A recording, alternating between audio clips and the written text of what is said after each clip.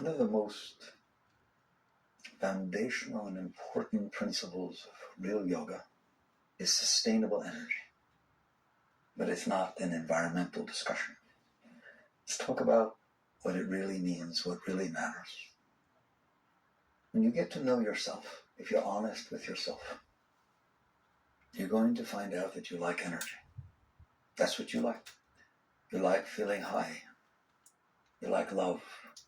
You like enthusiasm. You like excitement. You like the sense of being up, of being on, of feeling high. And there's nothing that you will ever do about that, meaning that is what you like.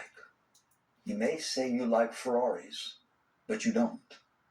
You like the fact that seeing a beautiful Ferrari makes you high. You might say that you love your wife or husband or boyfriend or girlfriend, but you don't. What you love is the fact that in their presence you feel uplifted. It lifts you up. You are addicted to high, and that is natural. Master of Yogananda used to say, spirit loves spirit. What you are at the depth of your being is spirit. And you love the experience of that which brings you back to the core of your being. The core of your being is high. That's the foundation of yoga. Yoga is not about the asanas or meditation or mantras and mala beads and all these things. It's not. Yoga is about energy. All of those things are sort of the physical plane that unfolded, the artifacts, if you will, that are associated with that. But it is about energy. How much energy can you get flowing through you? How up can you be? How much love can you feel? Can you get so filled with joy and love and enthusiasm that you're going to feel like you're going to blow up? And could you stay there every minute of every day? That is what people want. You say love makes the world go round. No, it does not. Energy makes the world go round. Love is one form of energy. That is one form you can feel. Becoming famous and being a rock star and playing your guitar up on the stage with everybody screaming and yelling and grabbing at you, that's another form of energy. There are lots of forms of energy. Love is one of them. What makes the world go round is everybody chasing their high. It's different for everybody what stimulates it, but everybody's looking for the same thing. I want to feel joy. I want to feel power. I want to feel love. I want to feel excitement, and so on. Yoga is the science of that energy. There's a science of studying the stars. There's a science of studying your body.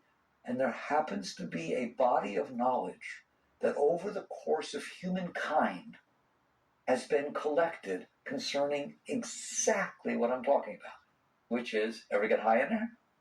You like it? Of course you do. Why not study that? That is the science of yoga. It is the body of knowledge that has been passed from person to person for thousands and thousands and thousands of years of what is that energy? Where does it come from? How do I get more of it? So what do you find if you study this? What you're going to find is first that it's there, that you do have this energy. It's not always there, but you have seen the potential for it to be there. And you have gotten very high at different times. You've seen that there's always higher than the high you've gotten. When you were young, you thought it was this. You get older, it was this. And it just keeps elevating. So basically, you look at this, and then the next thing you're going to see, because you're intelligent, is that that energy seems to be connected to what's going on outside of you. That certain events that happen outside of you elevate and open and give you a doorway to that energy. Other events that happen outside of you take the energy away from you. They drain you. They close you. You get depressed. You get down. What does depressed mean? Low energy. What does exalted and exhilarated mean? Up, high energy. So there are things that happen outside that raise your energy inside. And there are things that happen outside that close your energy inside. If you don't pay attention, you're going to devote your life to that relationship. You're going to say, I like energy. There are things that happen outside that raise my energy. There are things that happen outside that take away my energy. Therefore, I am going to devote my life to making the things happen that raise my energy and making the things not happen that lower my energy. And that is the life of 99.999% of every human being that walk this earth. That is what they're doing. They are completely dependent upon what is going on outside of them. If somebody likes them, they feel good. If somebody doesn't like them, they feel bad. It's very hard to get your energy up when you're in the presence of a bunch of people that hate your guts. Okay? It's hard to feel exhilarated and excited and love when you're facing stuff like that. So the outside world owns you. Sit with that. The outside world owns you. What control do you have what somebody thinks? None. But yet what they think about you decides your flow of energy. If they decide not to like you, you can't have energy in their presence. If they decide to really like you because they heard something from somebody that you have no control over, it's just going around like that. Now you are completely dependent upon what is going on outside of you. And because that is not comfortable to you, it is not under your control, you want to try to get it under your control. You want the energy under your control. So you go out, and in the normal course of your life, you attempt to manipulate people, places, and things around you so that they behave in a fashion that causes you to get high and get up, and to make sure they do not behave in a fashion that brings you down. I know those strong words, but would you agree that that pretty much describes? And then you just try to figure out how to do it. Your decision is to manipulate or not to manipulate. Of course you're going to manipulate. You want your energy, and you don't want things bringing you down. It's who to manipulate, how, and when. You need a strategy. You need to figure out anything. You try to figure out anything. These decisions you have trouble making.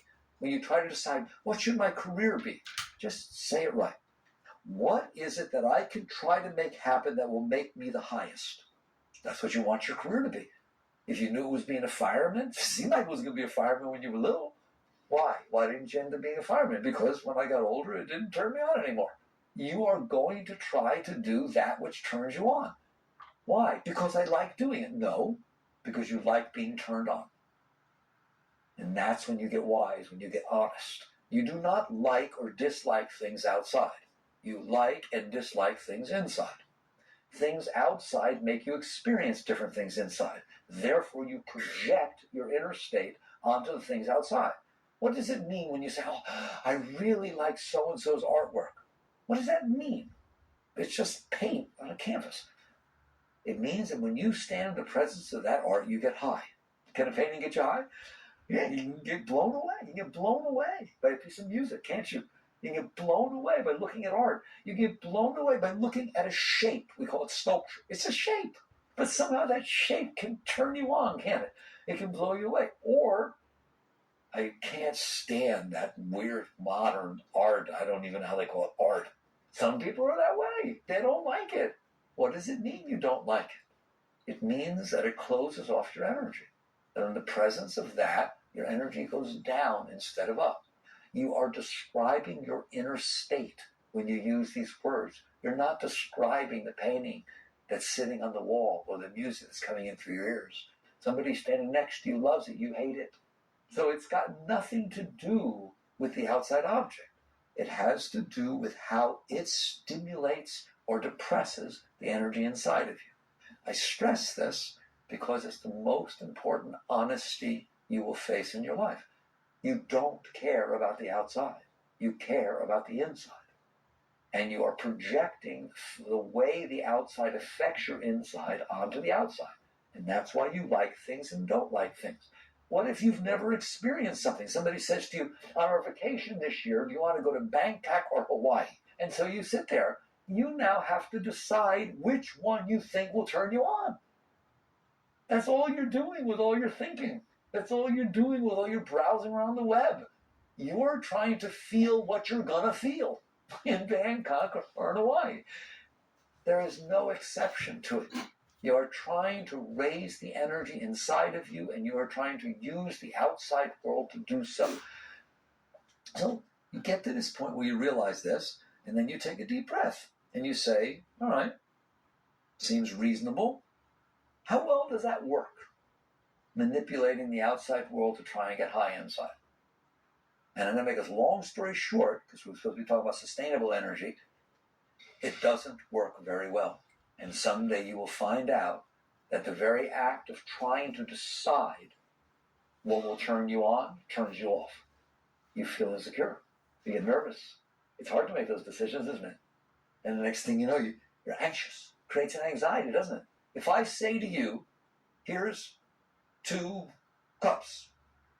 One of them has a bead inside, the other doesn't. Pick the cup. I like those games. Okay, you don't understand. I'm a mystical being. If you pick the wrong cup, you will literally be miserable for the rest of your life, every single day, forever. If you pick the right cup, you will feel ecstasy and joy and love, and everything will just melt and fold in front of you as if the angels were carrying you through life. Pick. You will go through hell picking that cup. I doubt you'll pick. The pressure of sitting there trying to decide what is going to make you happy is not a fun thing to do, is it? So the very act of deciding how to be happy makes you not happy. Now let's say you get over that hump, which, by the way, there is no way over the hump because you could have been wrong. Do you ever think, oh God, maybe I should have? Okay, then you can't make the decision. Then once you make it, you worry you made the wrong one, right or wrong. How can this work? How is that a way of getting high? So let's say you manage to make the decision. This is what I want to happen. And you get very specific. I want to go to this Ivy League college and get straight A's and get out of the thing there. And then I want to go to graduate school and get my master's. Then I want to get this job. And I don't want to get into a serious relationship until I have my career solid on this thing. And I've got X amount of money in the bank and this stuff taken care of. Then I want to get married. And then I want to have children. I want to have a boy and then a girl because the boy will help the girl with that. But I don't want to have it until I'm of this age so they get to be this, right? And you get all this thing laid out, right? And you're 7 years old when you're doing this. So you decided. Congratulations. Do you have any idea what your life is going to be like from that moment forward? Terrible. Why? It's not happening like I wanted it to. I didn't meet the person at the right time. I thought this was the right person and they ran off with somebody else. But they were the right person. They weren't. Yeah, they were. No. Reality spoke. You don't care about reality. You only care about the fact that you already decided what's going to make you happy. And it's not happening. Does that make you happy when it doesn't happen? Tell me straight. When you decide how things are supposed to be and they're not, how you doing? So far we're really, really well at this happiness thing, at this high joy thing. We've decided I want to be happy, and I have to decide what outside's made me that way. That made you miserable, trying to decide. It was very anxious, it was very difficult, but I finally made the decision. I worry about it a lot, but I pushed that aside. So now you've made the decision through anxiety and you suppressed your fear that you made the wrong one. So now you go forward and try to make it happen. There's no way you're making it happen. There's no way. You don't control the world. You don't control people. You don't control everything. It's just amazing what things can go wrong. What do you mean they go wrong? What you mean is they didn't happen the way I thought they should to make me happy. That's what wrong means. Otherwise, things just happen. The yogi reached the point where they realized there's no wrong or right. There's only that which matched what you wanted and that which didn't match what you wanted. The world unfolds. The fact that you met this person and they ran off with somebody else, is that wrong? It just means that wasn't what you thought it was supposed to be. It wasn't what you wanted to happen. That's what wrong is. Every one of us picks something else as wrong. I decided what I wanted to happen. It didn't happen. That's wrong. I decided what I wanted to happen. It did happen. God's grace. And so you've done this, and now your mind is full of all this. Why do you think what you make up in your mind is going to happen? Why? Who gave you that idea? Why don't you just hold your hand up in the air and say, I want a ring, and expect it to be there? Why don't you just go to your house and say, bigger, and expect it to grow? It's nice to believe. I did that once. And there were stages in my path where I really, really got into this head that anything was possible, anything. One summer, back in the early 70s, I drove up to Canada by myself, and I went to Montreal. And I was meditating a lot during that time. And I really didn't speak any language, spoke a little bit of Spanish because I had taken it in school. But I never was introduced to French in any way, shape, or form, not a single thing. And I decided that something inside of me was supposed to know how to speak French. But I really believe that. He says, I believe that the self was omniscient, and that if you opened enough to that energy, it could do anything. And I wrote a little book, one of those easy learning things, and for a couple of days, read that while I was driving up there, and then I was ready and meditated outside this restaurant and walked in.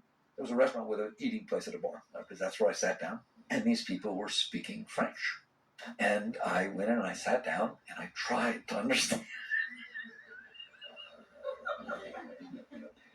I just took deep breaths and opened up, and you can, I think you can. Oh, reality strikes. Didn't understand a single word it was saying. So, you wake up. Why do you think what you make up in your mind is supposed to happen? Why? And then you get upset when it doesn't. You meet somebody, and you know it's the person you always dreamed of. Oh my God, is that person in trouble? You've already decided everything that person's like. What right do you have to play these games in your mind and then think they're real? So let's put that whole thing in the category of unsustainable energy. It does work sometimes. It does. Hey, it's the law of numbers. Sometimes something's going to unfold and surprise you. It worked. I am not going to deny that. It's good. It's beautiful. I'm in love. It's over. I know this is the right person. You just met her. I don't care. I know. That's what it's like when you're 14 and 15, isn't it? Wow. It opens up. When you get what you want, it opens up. When it matches your expectations, when you believe this would make me happy, and you get the job, or yes to the marriage, or no, you don't have cancer, we read the wrong report. When things happen that you want, I'm not going to deny that it's beautiful. I'm not going to deny that when you love somebody, you're too shy to say anything, and finally you get up the gumption and you just tell them that you're really attracted to them, and they turned to you and said, oh my God, I've loved you from the day I saw you. Oh my God, that's nice stuff.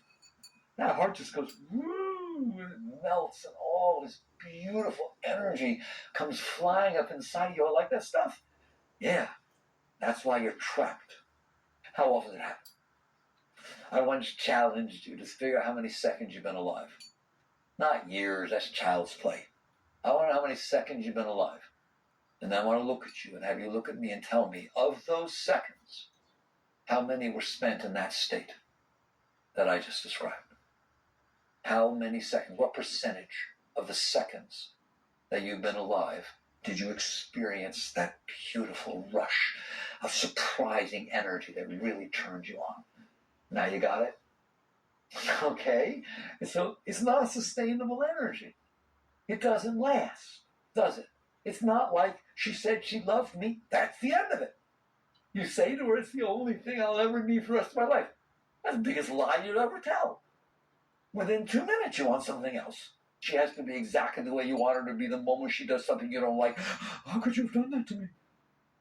It is not only non-sustainable energy, it is just like a drug. It's a drug and you're addicted.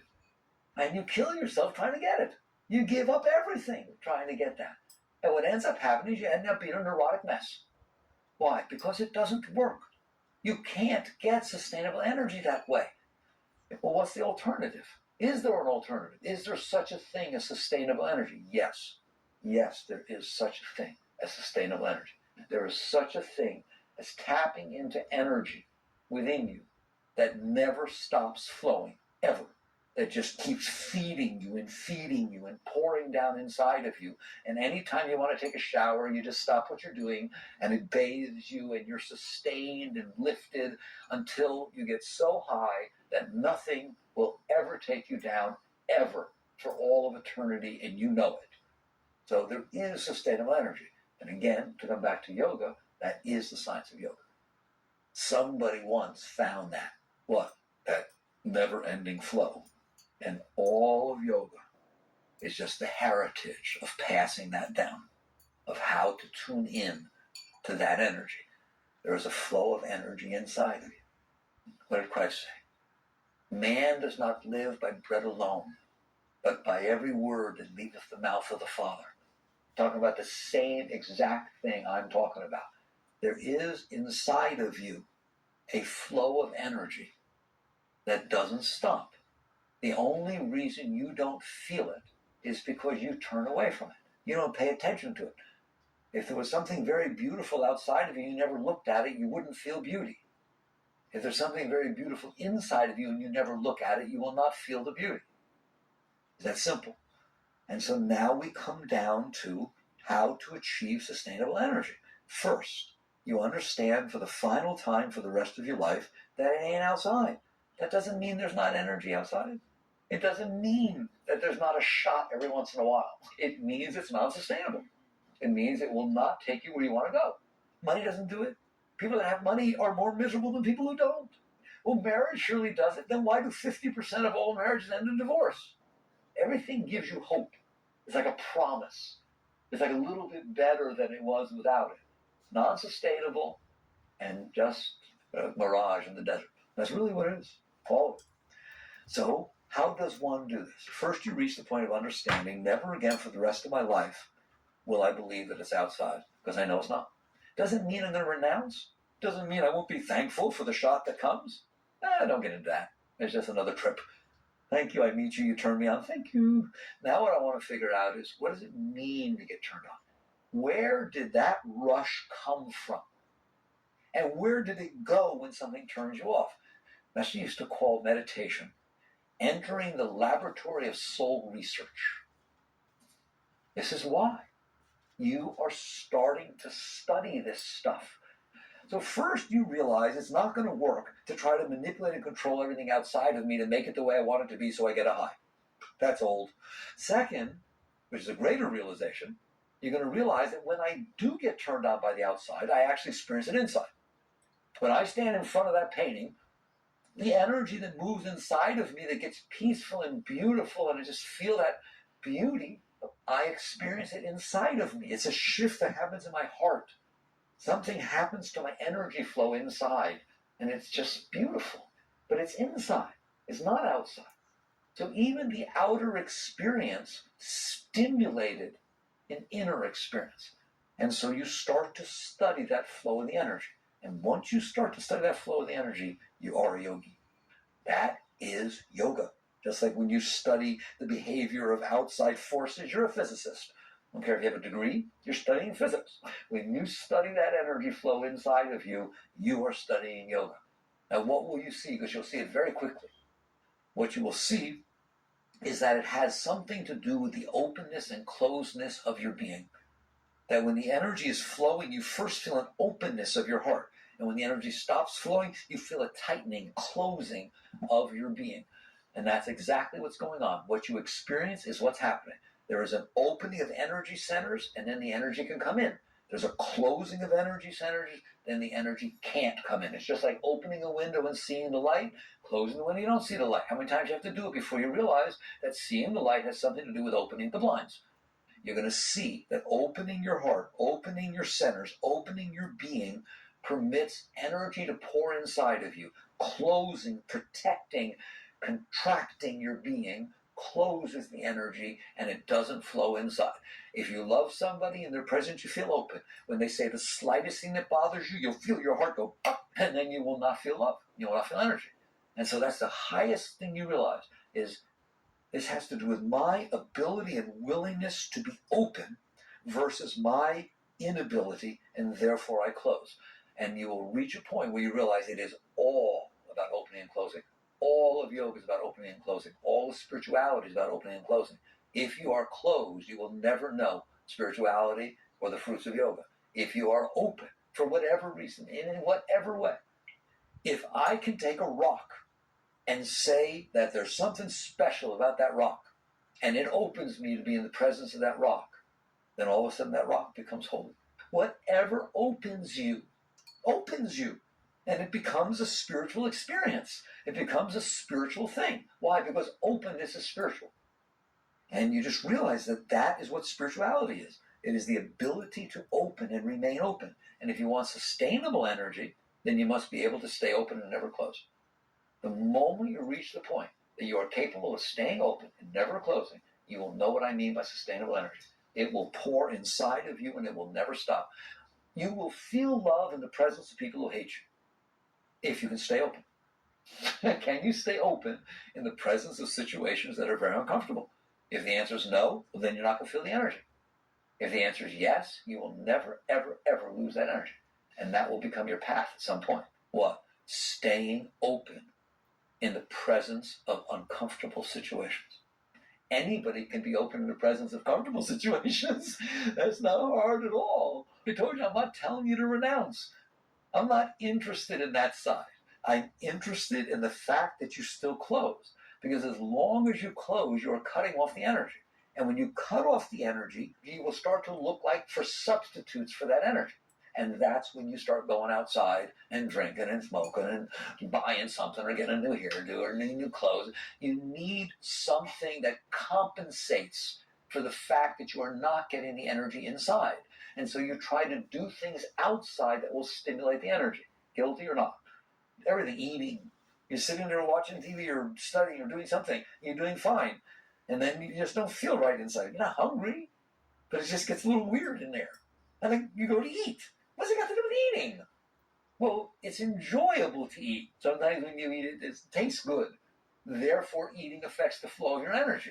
Therefore, when I don't feel the flow of the energy, I won't eat. Or call somebody, or go somewhere, or do something. They always try to fix it. Try to fix the fact that the energy is not flowing properly. You're going to find that when the energy is flowing properly, you don't need any of that. You are what I call self-effulgent. It's a beautiful word. You are self-sustaining. You are whole and complete within yourself.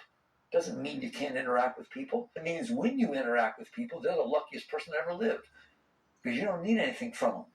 People that are whole and complete within themselves, and then come into the presence of somebody else to share that, to say, my cup runneth over. You are welcome to stand in the flood. You are also welcome not to. I don't need you to stand there. This energy is flowing from beyond me and feeding me. Of course I love sharing it. It's free for everybody, not to mention someone who stands close to me, shares my house with me. It's always there. Stand in it, enjoy it. But should you leave or should something happen, it's not going to affect that energy. That's where I want you. I always like to be there. Then you're complete, you're whole, because that energy will not stop. There is a flow of energy inside of you that is fed from beyond your personal being. It's just like the sun. I'm going to give you a news flash. The sun never sets. It's the truth. For 5 billion years, it has sat out there floating in the sky, shining exactly the same. Doesn't have a day and night, doesn't set, doesn't rise, no winter, no spring, no summer. There is energy inside of you that is just like that sun. It does not stop flowing, ever. And there's nothing you have to do about it. It is the sun. It is just shining. It is love. It is pure. It is beauty. It is God. All right? It's divine. You turn away from that. The same as the earth turns away from the sun, and this makes you think there's night. But there's not. You're doing it. You see, the analogy is perfect, isn't it? The poor sun's innocent. It's just sitting out there. Who wants it? Come and get it. All the time, just pouring. But you turn away from it. And that's what's going on inside. That flow of energy is always there. Then you start realizing the next thing, which is amazing. When you go deeper, you're going to see that even when you get the energy outside, that rush, that love, that high, that it's really coming from that place inside. That the only reason you're feeling it then is because you opened. Therefore, because you opened, you felt it. When you closed, you didn't. It's all the same energy. Love, pride, music, art, people loving you, success, accolades, any of that stuff is all the same energy. There's only one energy inside. You just open in different places. So you just start watching this and realizing there is sustainable energy It is inside of me. I want it. Now you're on a spiritual path. Why we call it a spiritual path? Because that energy is what the Bible calls spirit. That's what this energy that I'm talking about is. That's the Holy Spirit. That's the flow of Shakti, of Chi, of love, of beauty. And it pours inside of you. When it flows, you just feel completely whole and complete. There's nothing could feed you better than being fed direct. It's a transcendental, uplifting experience. You stand in the light. And it will teach you everything. Why? Because by following that, by trying to stay in tune with that energy, that's your entire spiritual path. Because what's going to happen when you try to do that is you're going to notice it's not easy. You're going to notice that you're really feeling that energy. I'm meditating, and I just feel it. It's flowing, and a dog barks. Damn dog. Oh. Uh-oh. I'm feeling great love to be in your presence. I feel so overwhelmed with that love. Oh my God, it's so beautiful. We're perfect. We're soulmates. I want to look at your face. And I open my eyes, and you're doing your iPhone thing. How you feel now? Huh? How you doing? The love flowing? Feel real open? No. You closed right down, didn't you? Why? You got what you were looking for. You're full of love. What do you care what they're doing? So you give up the sustainable to get involved in the non-sustainable. What this idiot's doing when we're supposed to be loving each other. That's non-sustainable, isn't it? Trying to control somebody else's behavior. How you done with that so far? And so you start realizing that is what it's going to teach me. How to stay in its presence. And it is my choice, whether I choose to close. It's as simple as that. If I want to keep feeling that love, even though you're iPhoning, iPadding, even though you're doing that, and your mind wandered a little bit and you got involved in something when it was love time, isn't that terrible? No. Maybe you were writing a love note on your iPhone. How do I know what you were doing? So it's none of my business. The only thing that is my business from this moment forward is that flow of energy inside of me. It is all I care about. It is all I want. It is the source of my entire life and my entire existence. It's why everybody else is running around. It's why they want money. It's why they want love. It's why they want every single thing they're doing, and I found out how to get it. And mine is sustainable, and heck, if I'm giving it up for anything that you or anybody else does, that's a yogi. This becomes your life. It becomes everything. That's when you're a spiritual being. You caught on. The energy I am seeking is inside of me. Even when something happens outside that makes me feel it, what I'm feeling is inside of me. And all of a sudden it gets to the point where I want you to be. You ever heard of a win-win situation? True spirituality is a win-win situation. Here it goes. Something happens outside that opens me up. What do I feel? Ooh, that's nice. It reminds me of how beautiful it could have been all the time if I hadn't closed last time. Thank you for opening me back up.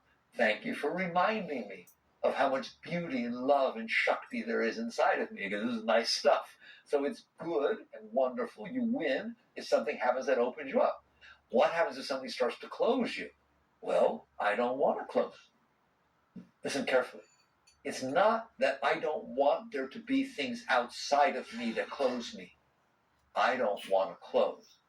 Spirituality says, not that I don't want there to be things outside that can close me. There will always be things outside that can close me. Now you get to the Eastern teachings. There's yin and there's yang. And you ain't making it otherwise. There's yin and there's yang. There's expansion and contraction. All things are going to be. Things are going to be different out there than you want them to be. So it's not that I don't want there to be things outside that can tend to close me. Nope. I don't want to close. Not I don't want to close. I will not close. That's spiritual. That's a spiritual being. I will not close. And if I tend to close, I will use that opportunity to learn not to close. So if something happens that opens me, and I feel great love and joy and openness, it's a win for me. If something happens that tends to close me, and I have this opportunity of trying to see what's going on inside of me, what's the dynamics of closing, and learn how not to, learn to remain open in the face of that which tends to close me, then that's a win. So now I win either way. All of it's spiritual. All of it is my path to God. All of it is raising me. But you did that, didn't you? That's a very high state I just talked about. Nothing is doing anything except taking you to God, taking you to where you want to go. So we know how to use the things that open you. Enjoy them. If something teaches you how beautiful it can be inside, learn. But understand it's not sustainable. It is the attempt to try to make it happen again, and the attempt to try to think it's supposed to be sustainable, why your highs destroy you. That's why they destroy you. They make you a neurotic mess.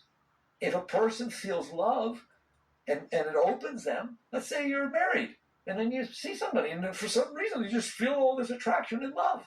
Don't go there, but honor the beauty that you're feeling. Let it remind you how beautiful it can get inside. Bring it home. Bring it home. Be a more loving person when you get home because you remembered what it was like to love that much.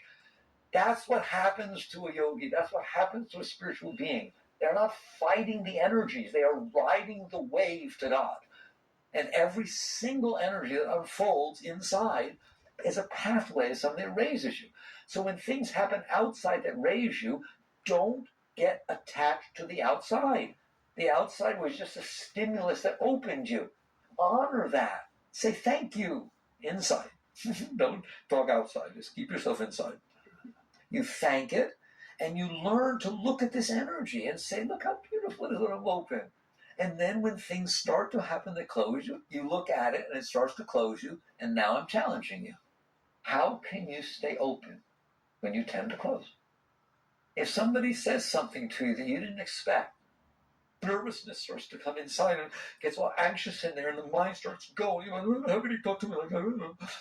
And start giving you all the things you're going to do back to make sure they never do it again, and they realize how much they hurt you. Woo, woo, tornado in there, can it? Can it happen in a billionth of a second? Yes or no? It does that, doesn't it? How can you learn to stay open when that happens? That's your growth. That's fun. That's like the sport. You're a high school team, you're going to play the NBA. You go to the major leagues. It's fun. I want you to see it as fun. Don't be afraid of it. Because I'm guaranteeing you there is a way. There is a way to stay completely open and feel that flow of inner energy when that happens to you. But first you have to understand, it is not about making sure that the person doesn't say something that makes that happen. Don't do that. They'll never do that. That's the wrong direction. And it is not about that if they do say it, that doesn't start to happen inside of you. It is not about manipulating and controlling them so they don't say it.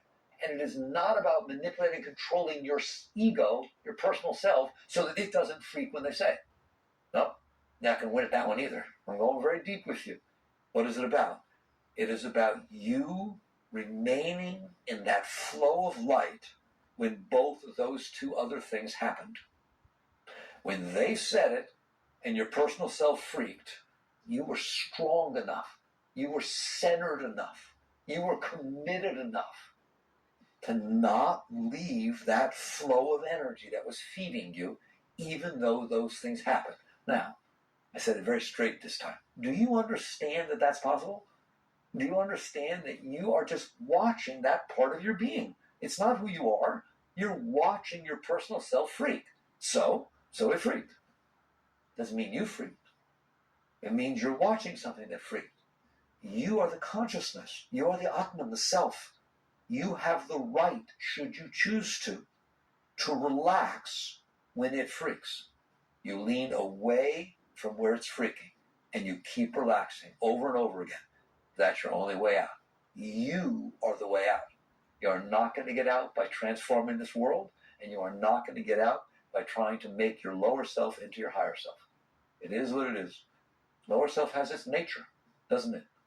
It has its nature. And that's its nature. So everything has its nature. It has nothing to do with that. It has to do with you. You who's listening to me. The consciousness. Soul. How you doing? Because the truth of the matter is, anytime you want, you can do just fine. No matter what's going on. You just relax behind You relax through these energies that are reacting inside of you. When you can relax, you will find that the inner energy keeps flowing. It's hard at first, but wait till you see it the first time. Something happens that it would have made hell in your life, and you just relax through it. And this rush, actually more energy poured inside. It's called the transmutation of energy. Just poured down inside of you. And you got higher. It's like, whoa, bring me some more bad stuff. This is nice. That's what happens. You transmute every energy that's entering into you by staying seated within the self. So that's why you meditate. You meditate to learn to remain centered enough so that when these things happen outside, you're there. Really, it's going to happen in your everyday life. It's not enough to meditate for 3 hours and have a high and then come out and have all these problems, complaining about how the world's so screwed up. That's not what I'm talking about. I'm talking about 24/7 from the time you wake up to the time you go to bed and while you're sleeping, being fed by a completely sustainable energy that will never leave you, and you know it will never leave you until you are so sure of that you're a liberated being. What are you liberated from? Yourself. You're liberated from ever closing. And once you're liberated from closing inside, you don't have to worry about the world, do you? Because the worst the world can do is close you. The worst the world can do is close you. It can't do anything else. All you care about is the energy. If the energy kept flowing, who cares?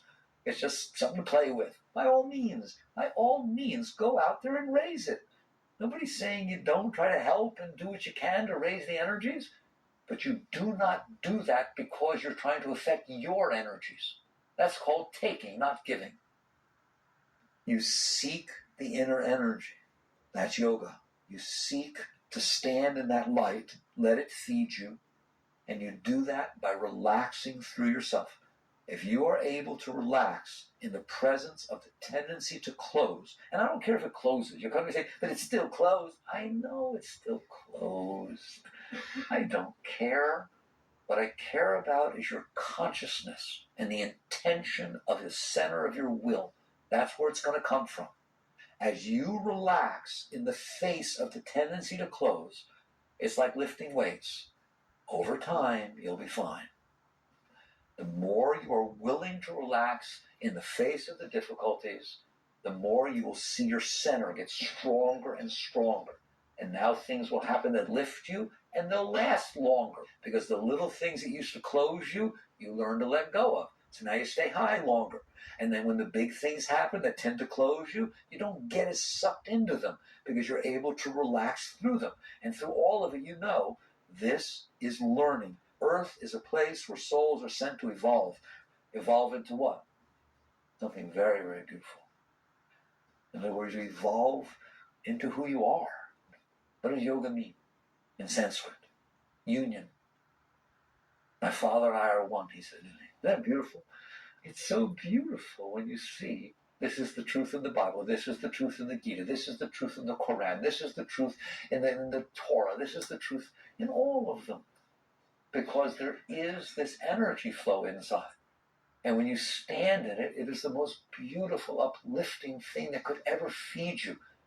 It feeds your soul, it feeds your being. And that is the start of spirituality, not the end. Should you stand in that flow enough, what is going to happen to you is you're going to get intoxicated by it and lose interest in other things. Doesn't mean you won't do your daily work, but you will. You hear me? You'll lose interest. And you're going to start to get interested in something totally different, which is, God, this is nice. Where does this come from? We didn't even discuss that, did we? Nor are we going to. But that's what will happen to you. Once that energy is no longer just a momentary experience and it's just constantly flowing in there, it will dawn on you that it's there. It's real. It's not something you believe in. It's real. Where in the world does that come from? They used to say, what is the source of the Ganges? I want to know the mouth of the Ganges. All of the deep mystical spirituality of yoga, that's the true Ganges, is that flow that flows down inside. Where does that come from? What is the source of that? It flows from God. It does. It flows from the source. And yogis that have followed that energy back up, Mary Baba said, when I touched the source, it was like a drop of water from an eyedropper fell into the ocean. I lost myself. How could I ever find myself again? How will you find that drop of water again once it touches the ocean?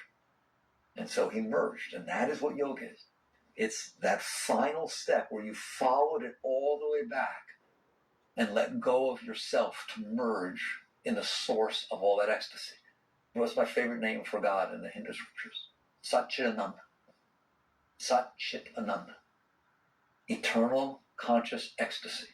That's what was before all else was. A field of eternal conscious ecstasy that knew itself as bliss. So the topic of this talk was sustainable energy, but not from an environmental sense. Jai Gurudev.